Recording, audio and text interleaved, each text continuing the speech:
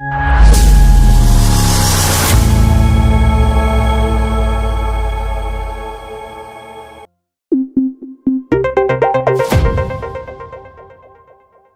morning, everyone. Check. I'm guessing the morning coffee hasn't kicked in yet, yeah? Good morning and welcome. This is the first panel discussion of the first day of the conference. And so let's start it with energy. I'm Hamed, the co-founder and principal of Banabartar Education Center from Iran with a PhD in teaching. And I will be moderating the panel with an amazing group of my colleagues in this field. And as you can see from the screen behind, the theme of the panel is Utopias versus realities. What if we just started over? And we are focusing that lens on education in the age of AI. But the big question I want you to hold throughout the conversation is very simple. Are we just trying to update the old model of education, or is it time to remodel and redesign education from first principles? We try to be very optimistic, I promise, but at the same time, very honest and very realistic about what is changing. So I would love to invite my fellow panelists to have a very short introduction about themselves, about their roots, about their context, and very shortly on why they think this topic deeply connects to their work. So we'll start from here, I don't know. Yeah. Okay. Good morning. Thanks, Hamid. I'm Vaijayanti Shankar. I'm the founder and executive director for Center for Science of Student Learning, CSSL.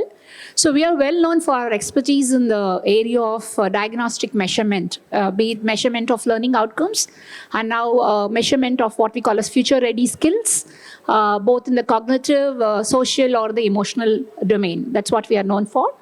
We do this for the measurement for students or teachers or even corporates. And why this topic is very well connected with us is that, as you can, as the moderator just pointed out, the world is changing, and what was relevant so far may not be relevant any longer. So in that sense, all the measurement we do, especially in the future-ready skills areas, whether it be thinking skills which are not connected to a specific subject, but goes all the way from metacognition up to critical thinking, creative thinking, or things like relationship skills like communication, collaboration, or conflict, or what we call as transformational leadership skills like initiative or even delayed gratification. A whole range of these things, the values, the attitudes, and also not stopping with just these types of skills, but also going on into even exploring of what we call as I-ness. The I-ness can go all the way to what now quantum computing is trying to do in consciousness research and so on. So these are areas we specialize in measuring, and that's why this topic is relevant. Thank you. Thank you. Yeah, good morning, everyone. I'm Dr. Anu Sukhdev. I'm working as a Dean Student Affairs. As also, I'm a professor in one of the private university in Bangalore, India. And this topic is very close to me because I've been in this educational field for more than 2 decades. So we have facing a lot of challenges in the current education system, as one of the panelists mentioned that we need to start over, like in terms of innovation. So a lot of curriculum, in the curriculum especially, we need to have more of technological based skills as well as creativity, critical thinking. That's something is very important nowadays, and communication, there's soft skills. So these are the various areas has to be improved, and the students have to be given a lot of opportunities, explore, and this is how the curriculum has to be made. So that's what my view about the utopia versus reality. And we have to make the the generation to the corporate ready. That is why the skills are very important. So this is what my opinion, and this is close to my heart. This topic is very close to my heart. Thank you. Hi, good morning, everyone. fellow panelists. My name is Samita Bhattacharya. I am from India but settled in Singapore for the past 30 years.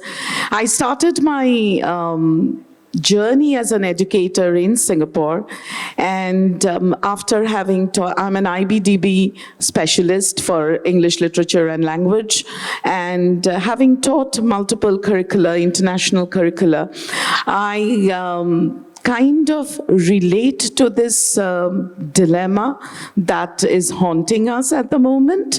And I started, as I said, in international schools, and then 3 years back I started my own education company for education support and named it Frankly Speaking. I do feel that, there is a need to frankly speak to peers, educators, students and their parents, and this is the time for that kind of a speak. And why I chose this panel? Because as humanities teacher, I strongly believe that we need to unlearn and relearn a lot in the fast-changing, evolving landscape of education that is replete with AI at the moment. Thank you. Thank you. Thank you. Dharmik. Thank you. Good morning, everyone. My name's Dharmik Meghi. I'm from Wembley Schools Federation, the chair at the moment, based in London. I also work for Avanti Schools Trust, so a multi-academy trust, and I'm in charge of examinations, UCAS, and post-16 careers. Topic also quite close to my heart, and quite big, I think, for us. When we look at students starting from primary all the way to their secondary and university, students and the younger generation are screaming for change.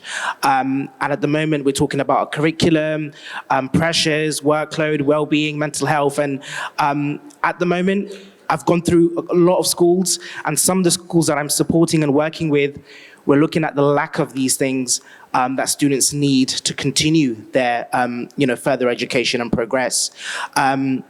But also asking ourselves as leaders, how are we looking at this dynamic and how are we supporting that? Because what you teach for primary is not just to get through your curriculum, but it's your next steps and steps onwards. And as leaders, how do you put that into routine? When we talk about mental hygiene, for example, we all talk about physical hygiene, but what about mental hygiene? It shouldn't just be a workshop or an assembly about well-being. It should be a routine. But yeah, if you want to connect, please do. Thank you. Thank you. Thank you. We have Soniti. Yeah. Hi, everybody. Good morning. I'm Suniti. I'm from India. And I have been in the industry for 20 years, and I have been in academia for 20 years. So with 40 years of experience, I found a remote for my jumping monkey mind. And I found this is so very essential to give it to the students because they are in a pandemic of distraction. And I'm an artist and I'm a designer. And designers, always look out for solutions of problems. And we all have experienced the current pandemic, but COVID. But the unseen pandemic today is that of distraction among students, and social media is adding fuel to the fire. So how can I, as a designer or as an educator, come up with a youth-friendly initiative? That's Wonders of Wellness. That's what I want to tell all my students, that you're truly, truly wow. And, it has got, it begins with art, but it has got interdisciplinary insight. So students just don't see it as a hobby session. And that's what, it's a remote for your monkey mind. And I'd like to share more about it when we meet. Thank you. Wonderful. Thank you. Thank you. So before I start to have a discussion, I just want to have a very short and simple framing of what we are going to discuss. One of the biggest shifts today is that educators, instructors, and teachers cannot function primarily as information providers anymore. Actually, in the past, students came to schools and universities to access structured knowledge and information from official sources.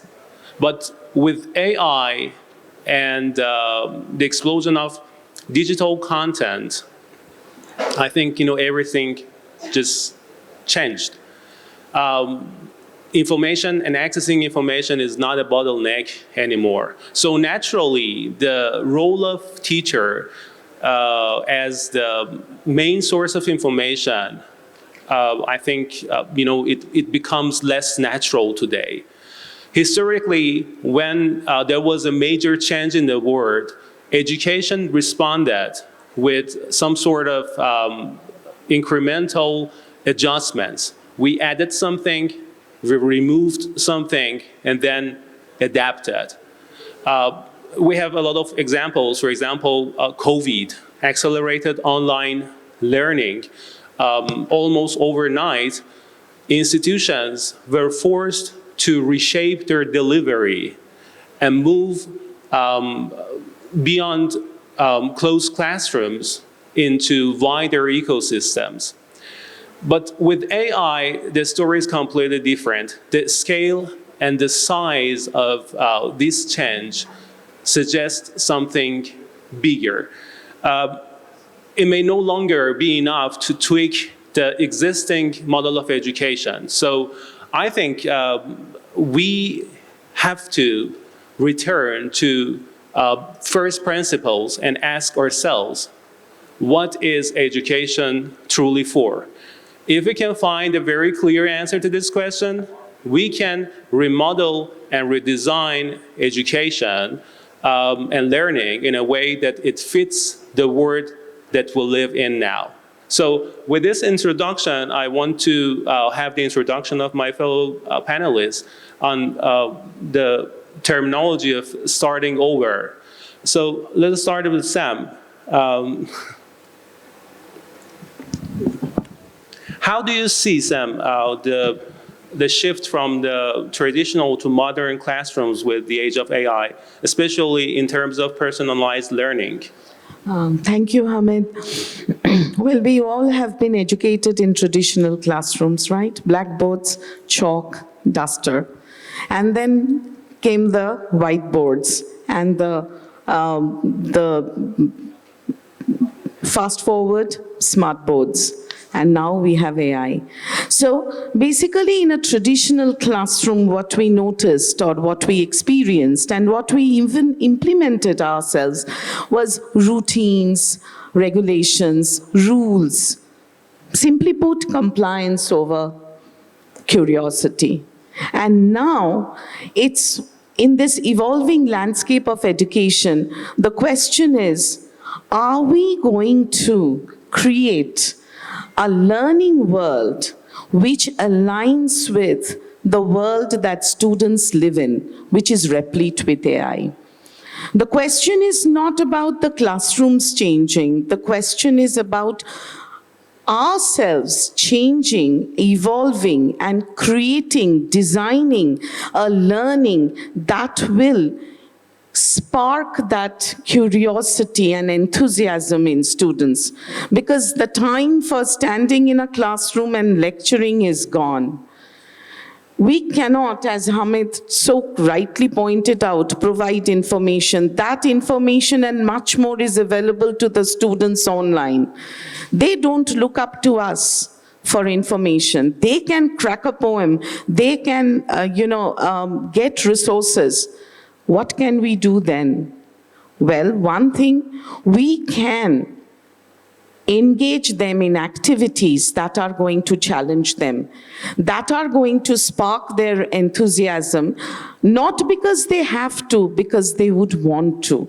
And that's where we need to incorporate AI. Whether we like it or not, whether we want it or not, we have to embrace AI in today's education system. And one of the ways in which, frankly speaking, we do that is we use AI as a tool to take care of the areas that do not engage us that much, admin. Necessary, but not enthusiastic about it at all. And once we use the AI for those kind of work, it doesn't drain our battery and we can focus on designing that new curriculum, that new education system that is needed today. we can use, as a teacher of humanities, as a teacher of language and literature, we use AI to modify resources, to refine them, to use them. I mean, I can access resources at an insanely, inhumanly prolific rate using AI. And then I can use those resources to engage my students in debates, meaningful discussions, activities, role-playing, sparking their critical thinking, making them, forcing them rather, coaxing them to think, to debate, because students these days need challenge, and AI helps me to come up with topics that are challenging for them. Unless we can do this, education is going to, face a standstill. So we need to kind of revamp the teaching of literature and language in new ways possible. And that's where I feel as educators, our knowledge comes in. Because AI, we all have noticed the disclaimer in ChatGPT. Please verify the information. We are not taking responsibility for it. Oh, sure. There are cases where I have seen my students designing a response where they have talked about plays of Shakespeare not even written. It has happened. Yeah. Trust me. I have seen climate-based poetry that I have never heard of. All right?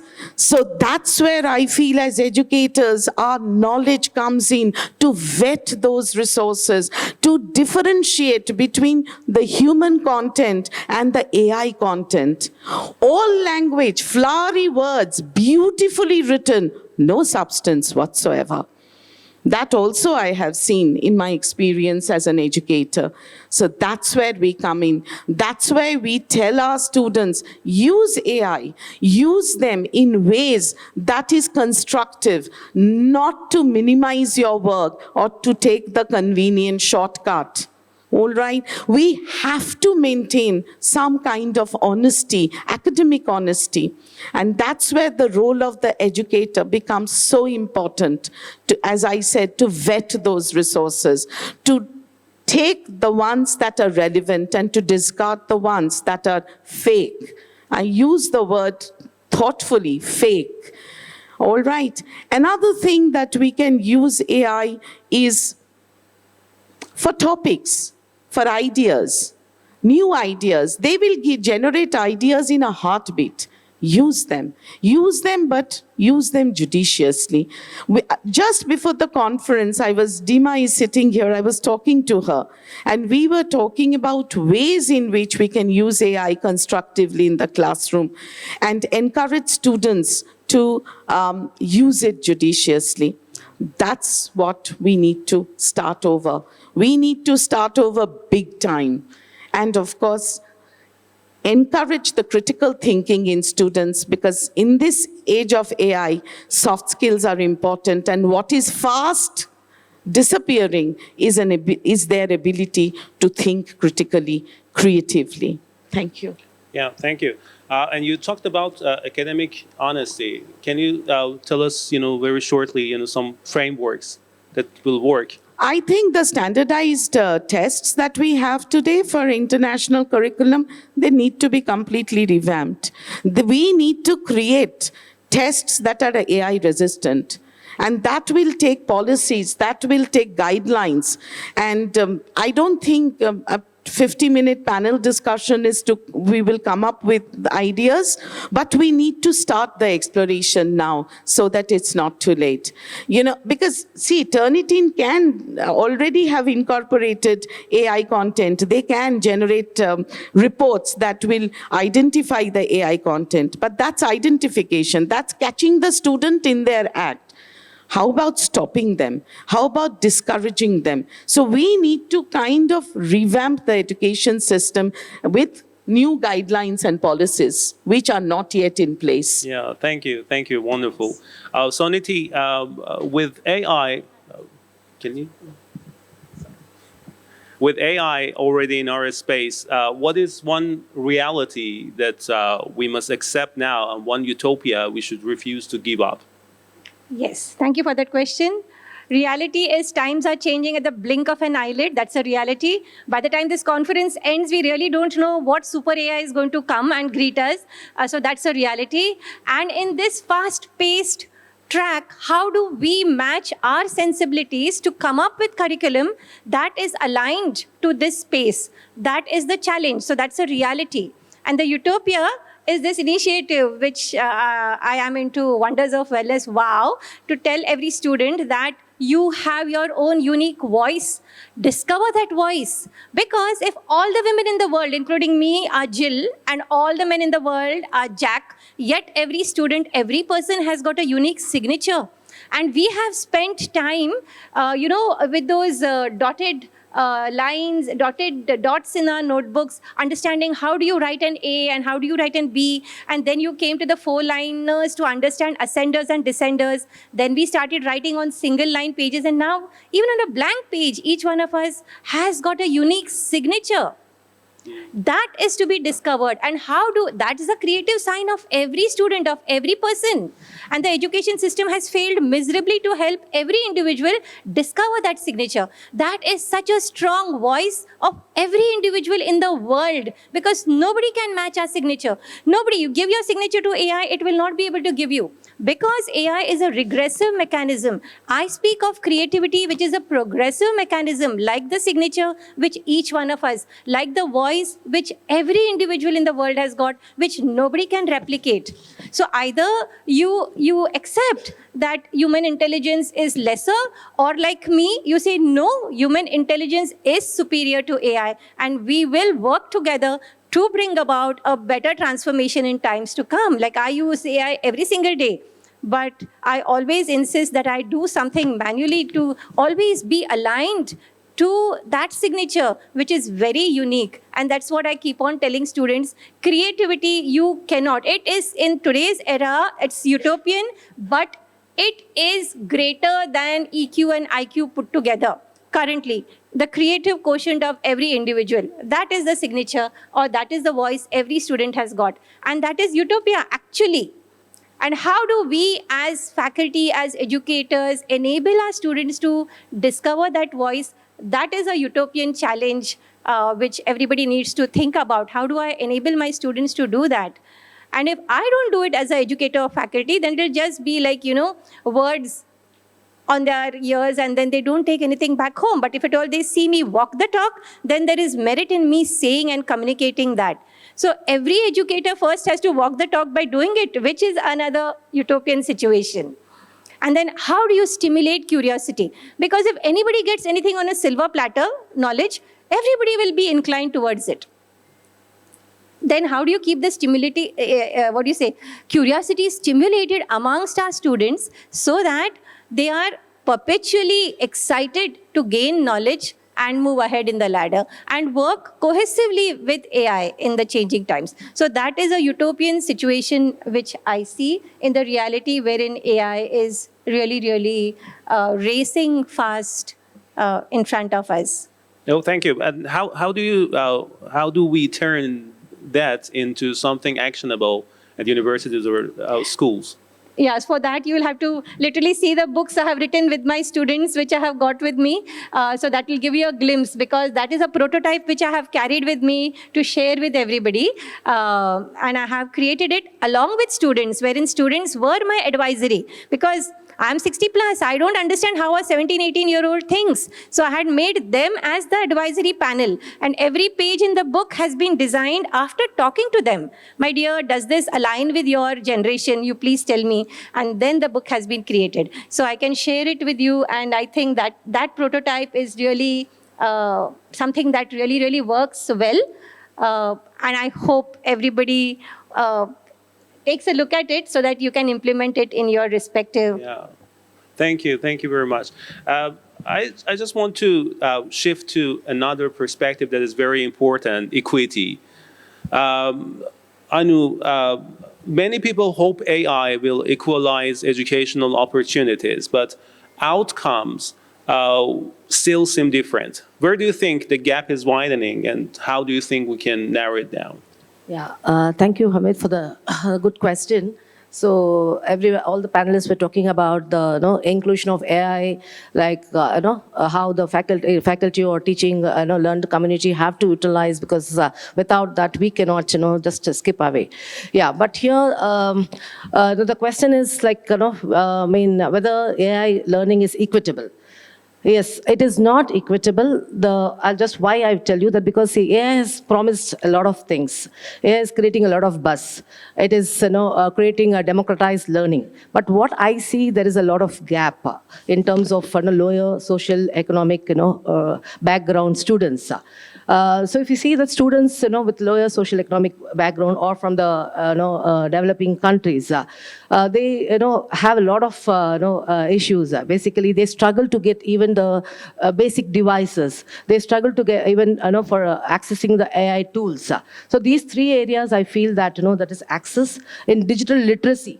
So they are not like or exposed. They do not get the exposure to the digital literacy, and the support. They do not have the mentoring support.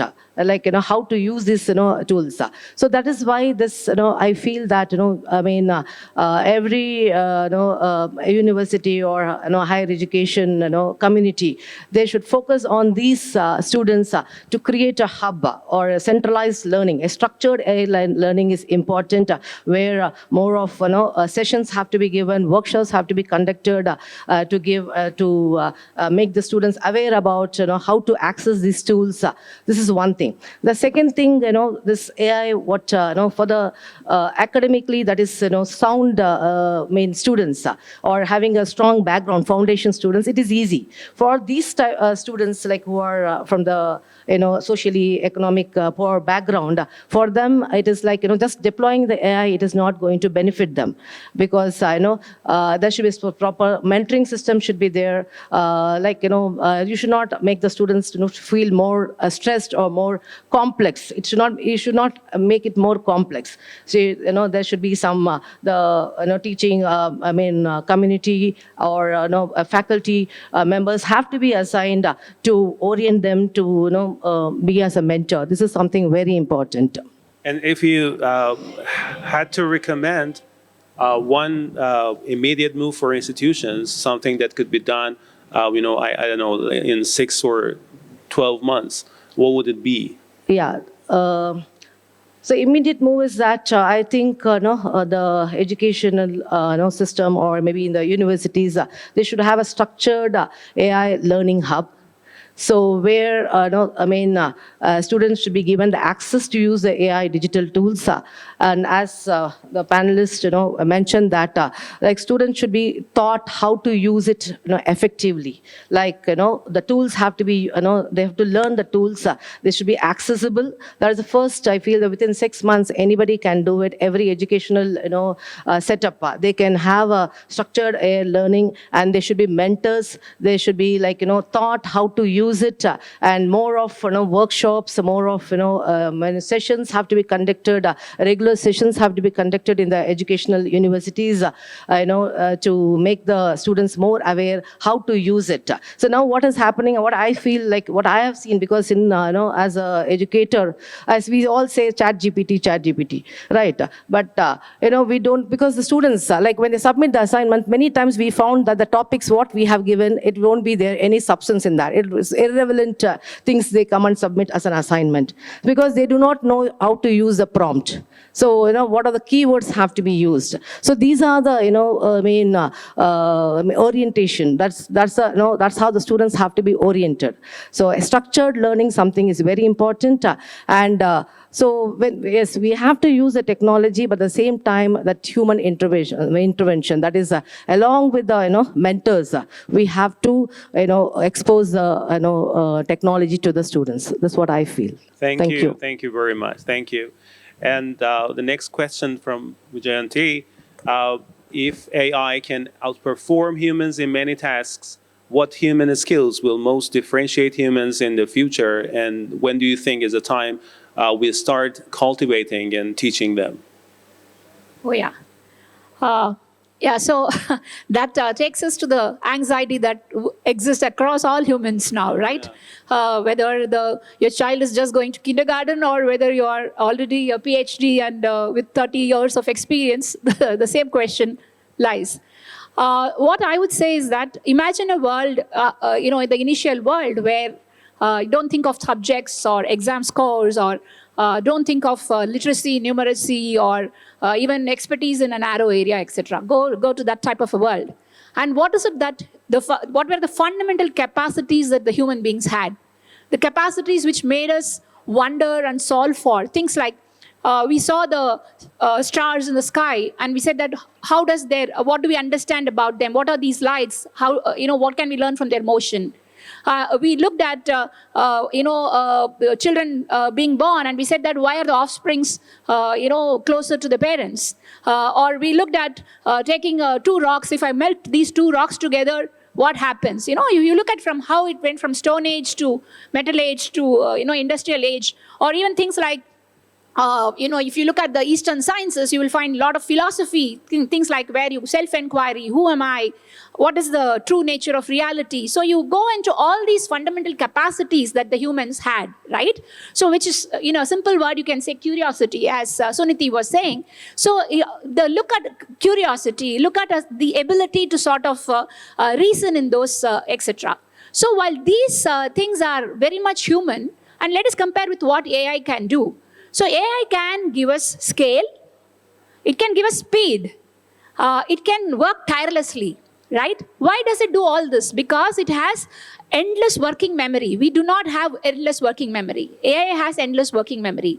And compared to a search engine to AI, what is the differences in search engine? It looked for all the truth and said that these are the links, go and look for it. And we were still applying some. But whereas in the case of AI, it has looked into all the training data and it is able to project or guess the next word that would happen, right?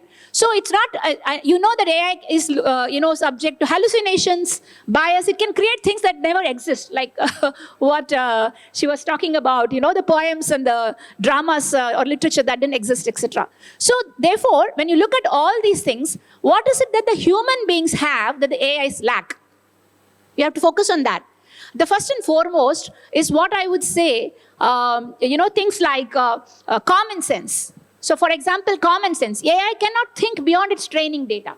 Whatever you feed as the training data, it can think up to that much.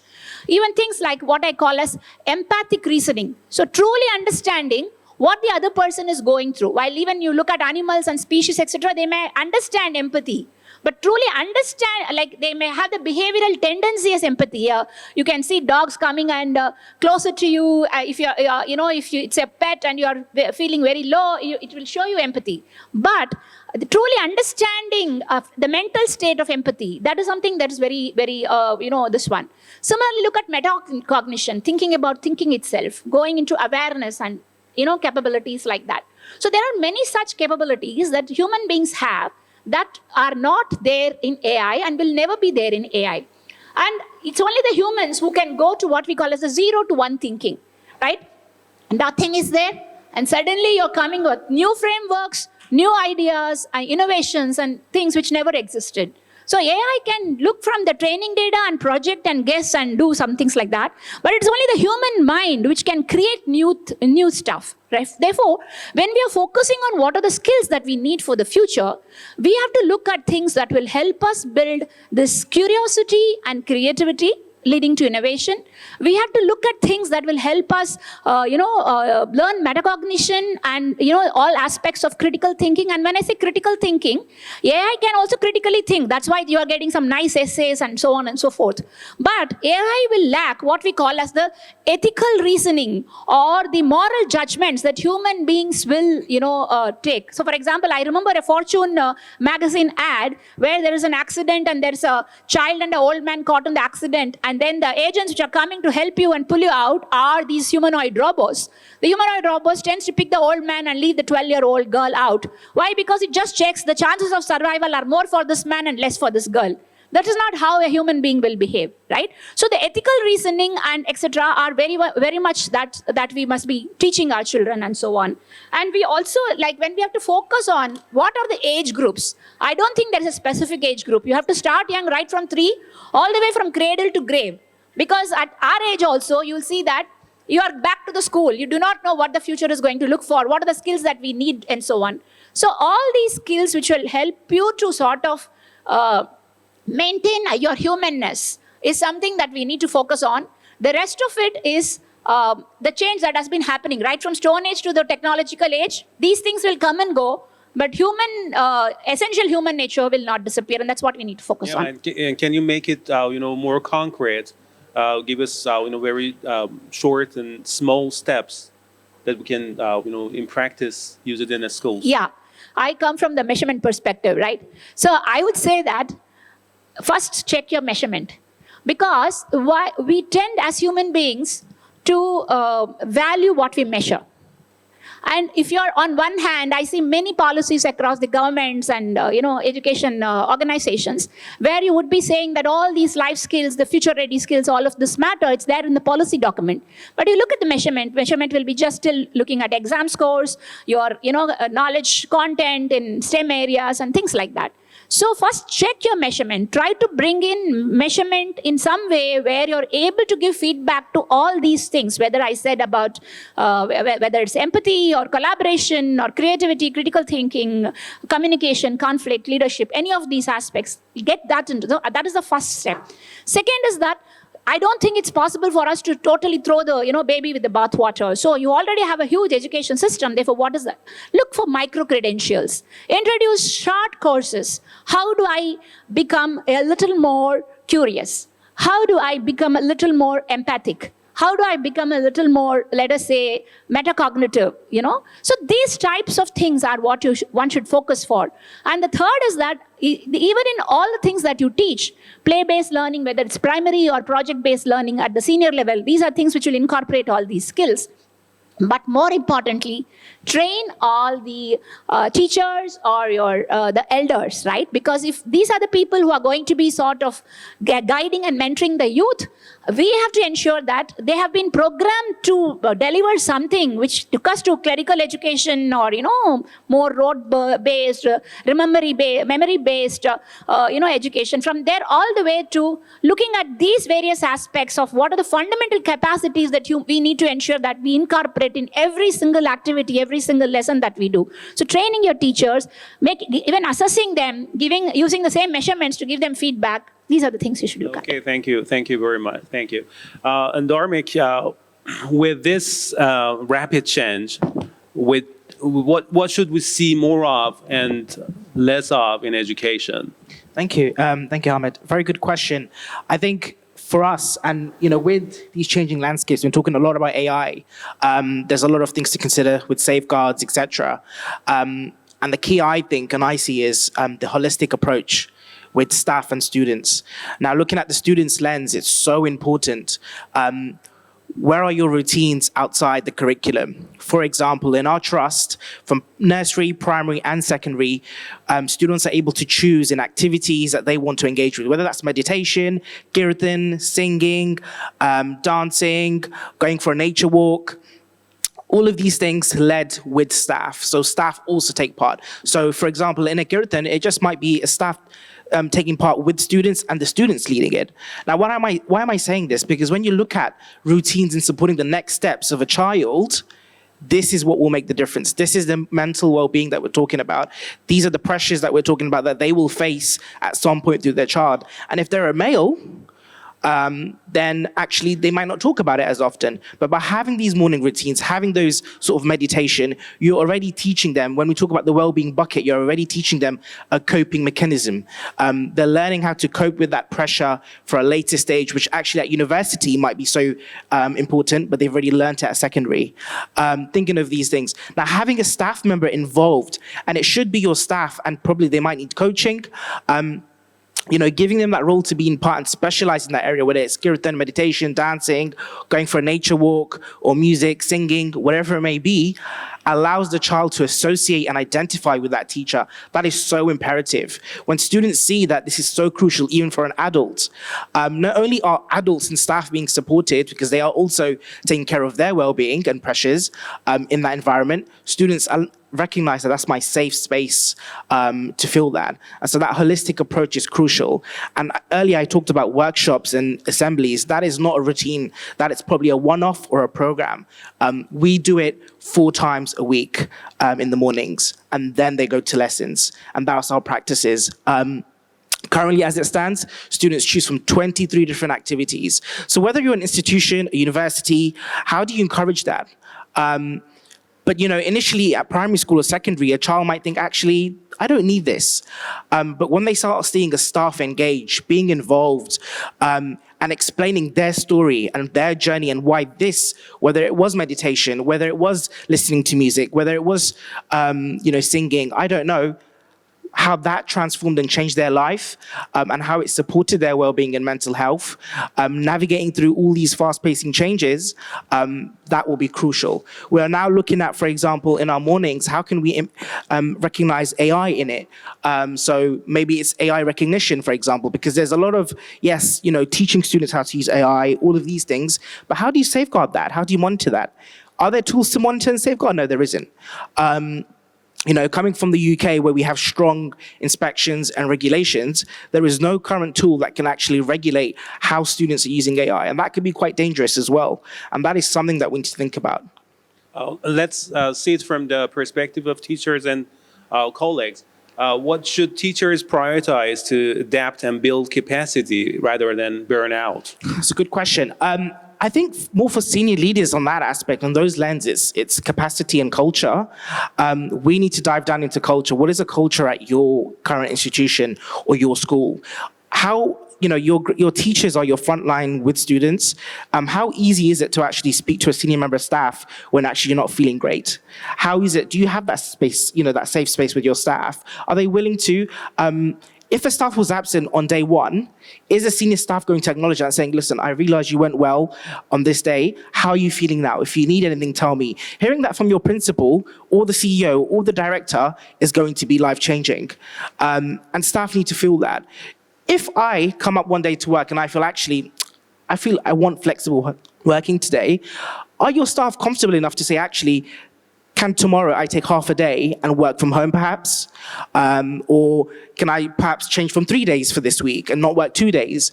Allowing that culture, even with teachers, it is possible. I know there are a lot of schools that are employing plus 1 FE teacher, for example, or 2 FE teachers to sort of support that dynamic. If teachers are saying actually workload is an issue, can I have more planning time? Yes, this lesson will get someone else to step in and teach the lesson, not a cover lesson, not a supply teacher.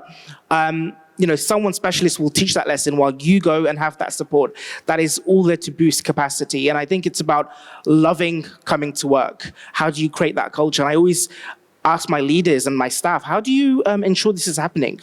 How willing? It's brilliant having a flexible working policy. It's brilliant having a working from home policy, but how do you recognize in your day-to-day activity about this? How are you implementing that with your staff and students? Every time we have briefings or I attend meetings, I'm always asking, what is keeping you awake at night? And sometimes I might say, actually, I've not been having enough planning time. Well, okay, let's look at next week. Perhaps we can take some lessons away and you go away and do some planning. And I know, many people won't have that in place, and that is so critical. If you don't do that for your teachers in terms of capacity, well-being, and looking after them, they start to lose passion in the classroom. Students will notice that. Students will notice when a teacher or a professional is not at their 100% because they've not had enough planning time or they're not feeling the greatest and the employer has not done much about it. And that safe space is so important.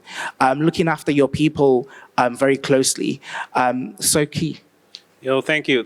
As we have one absent, in the panel, unfortunately, Adel couldn't, make it today. I think we have a little more time, and I would love to close with a final lightning round. And in one sentence, what is your most realistic hope for education in the age of AI? Sam, can you? One sentence? Yeah. You said you have time. Give me a couple. Teachers can talk like 24 hours, in one sentence only. Well, I was listening to my fellow panelists very closely, and what I found is one thing resonating with each one of us, that training the educators is very important. So I would say what I'm hopeful is that we are going to embrace the new world as it comes, and we as educators have to become the best students possible. Because if we do not learn how to educate in today's world and how to show and keep on showing empathy and nurturing our students, then of course, as everybody has said, that our jobs will become redundant eventually. Well, if it becomes redundant, so be it.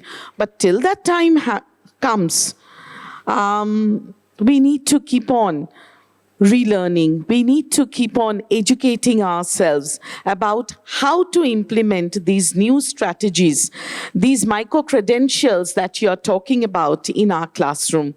So, this is a pledge we can all take today, that, well, when our time comes, we will go, but we will not go with a whimper. We'll go with a bang. Thank you. Thank you for one sentence. I'm sorry. No, it's okay. Suniti. Thank you. Yes, focus. To gain focus, you need to have a remote for your monkey mind, regardless whether it is educators or students. And how do you get there? Because it is impossible to gain knowledge if there is no focus. You can't even click a single photo if at all somebody is shaking in a group. A simple photo we can't click. How do you think it is possible to gain knowledge? And then, when you are having these minds swaying like that and oscillating, we need to have mechanisms to ensure that first there is a possibility to calm that monkey mind, and then you can have some hope that something is entering their heads. Otherwise, I fear to see what's going to happen in the times to come if at all we do not succeed in giving our students a remote for their monkey minds and gaining one for ourselves, which I discovered because of my practices. So I think focus, and for focus, a remote for your monkey mind. Thank you. Thank you. Anu? So I'll just give you one sentence, because you've been expecting one sentence. Yeah. It should be a structured learning, enjoyable learning, and whatever the technology we use it should be a real learning. So more compassionate, we should involve, empathy, teach the, generation empathy, because that's what something students are lacking now. They should be more compassionate. They should be more, they should, have that resilience, empathy, compassionate. These are the, things students are lacking. So we should focus, towards that as well, along with the technological learning. Thank you. Thank you. One compound sentence it was, yeah. Okay, Vijayanti. Okay, he's measuring, right. I would say that incorporate measurement of what we call as future-ready skills and, emotional skills for not only the student, but also the teacher, and which tells you not, how much this person scored, but which tells you what has been learned and how well it has been learned and whether you have those fundamental human capacities. Thank you. And Dormick? Thank you. I think for me, it's more about awareness and recognition. Allow students and staff to have that space to be recognized for their needs, their individual needs, whether it's looking after their workload, or for a student, whether it's about having their space safe to open up, recognizing the needs of those students and staff, and then implementing that whilst a lot is going on, changing in their surroundings. Thank you very much. Thank you. And we have, I think, like 5 minutes to have any questions from the audience. If any questions? Yeah. Yeah. Is there a mic?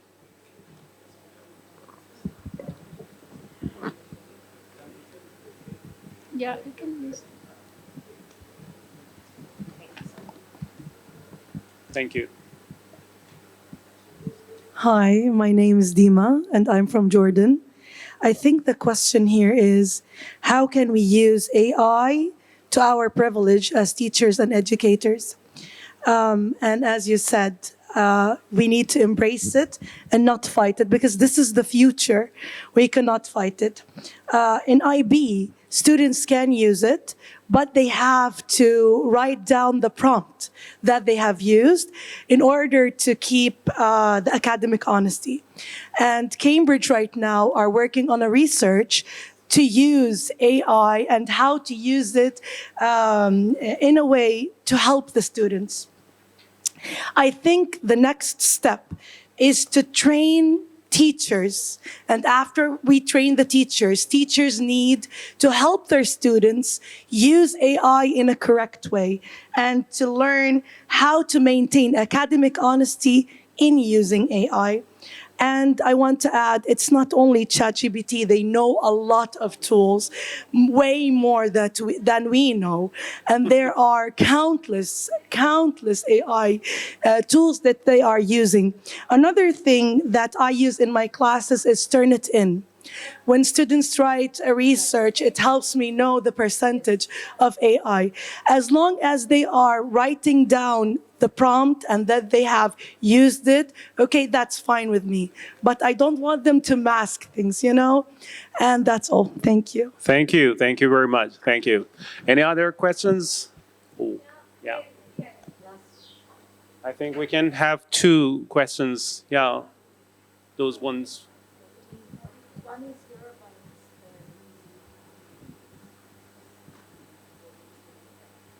Oh, that person.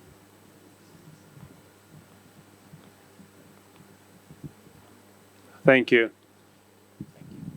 Good morning, everybody. Good morning, educators. I'm Jem Deliarte, and I'm from Tucson International Academy based in Tucson, Arizona. And with my esteemed colleagues here, with teachers and educators and leaders, thank you very much, panel, for that very paradigm shift of perspectives when it comes to education and how we're leading education today. And one of my major takeaways based on your perspectives about education today is that teachers are being taken out in the equation, in the education. So when a student goes to school, it has to learn. But a school is not just about learning. It is a teaching, learning process that has to happen when a child goes to school. So my main question would be, you mentioned earlier, most of you, that there's a gap in terms of integrating AI into school because teachers are being resistant in using those tools. So I believe you have been started already take a look into the curriculum, how to integrate this AI instructions and tools in our classes. Actually, we have testings or preparing our students to take the test through those AI-generated questions and testings. However, I think one of the gaps as well is that teachers are not prepared to give actual feedback to students' outcomes. So my question would be, are there any education solution-based AI that gives solution to teachers to give them education, proper education to teach these tools to students? I do understand that we have to tell our students all the time, you have to use the right prompt, the correct prompt in order for you to have that answer or output, desirable output. But then our teachers, do they have those skills as well? So my question would be, do you recommend any educational AI platform that gives solution to this gap? The teachers are being resistant. Is that because maybe they don't know, or maybe they don't have the proper tools to teach inside the class? Thank you. Thank you for your question. I would like to take this question. We are actually working on an impact evaluation for a similar AI product. So all of you know about Gemini, Google's Gemini. So Google's Gemini has something called as a guided learning tool, which it has implemented. And so there's a bunch of schools that are getting tested where some classrooms have this tool and some do not have. These are basically incorporated in the Chromebooks, which are given to the students. And the teacher is trained in these classrooms on how to prompt the guided learning thing. And it takes them through a series of, and this is on all subjects, whether it's math, science, or whatever. And then the students engage individually on one-on-one with their Chromebooks. Teachers go around, the trained teachers go around checking whether the students are able to guide the prompts and so on. And this is an experiment that is happening, and we are measuring the impact, whether it's actually resulting in a change in the learning behavior itself. And similarly, many such, AI apps are going around the world where a lot of impact evaluations on whether it's actually happening, etc., is happening. But you're right. The first and foremost is to get the teacher acceptance at this stage.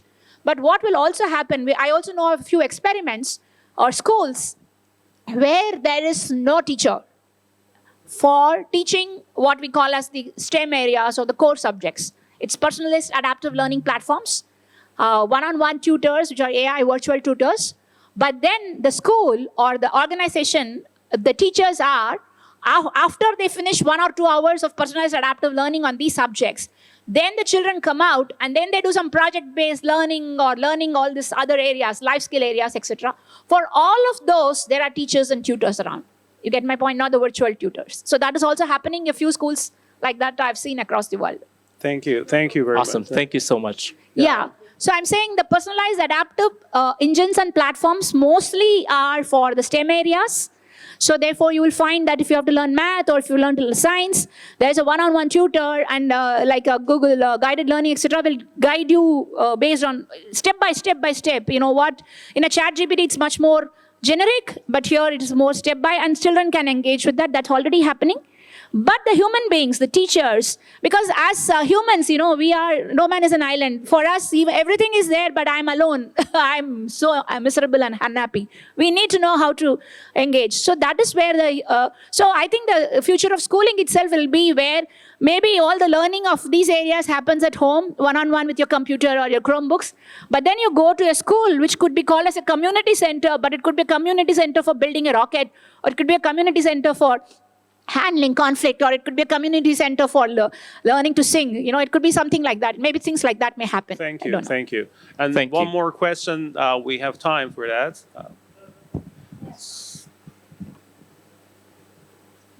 One more question. Yeah. Good morning, everyone. My name is Anamika, and my question is for Dr. Suniti.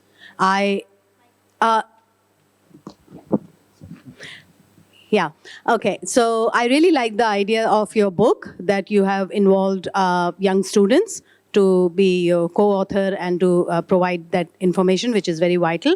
My question is that book is a very static thing. And as you yourself said that the technology is changing as we are blinking our eyes. So how do you maintain and update and keep it valid, ongoing? Yeah, thank you for your question. Can you be very short, of course? Yes, thank you for your question. And I've kept it short. Yes.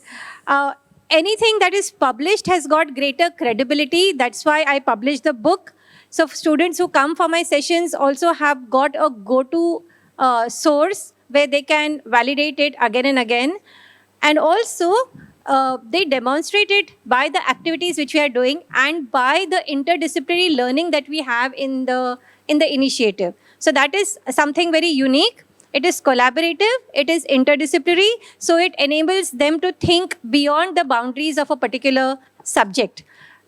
So this empathy is there because we are there together. It is critical thinking because I'm pushing them to think. It is creative because the entire endeavor is art-based. It is interdisciplinary, so they do not only get one perspective, but they get to see that subject from multiple perspectives. So I think these factors are something which help just publishing the book. Thank you. Thank you very much. Thank you for being part of this. Oh,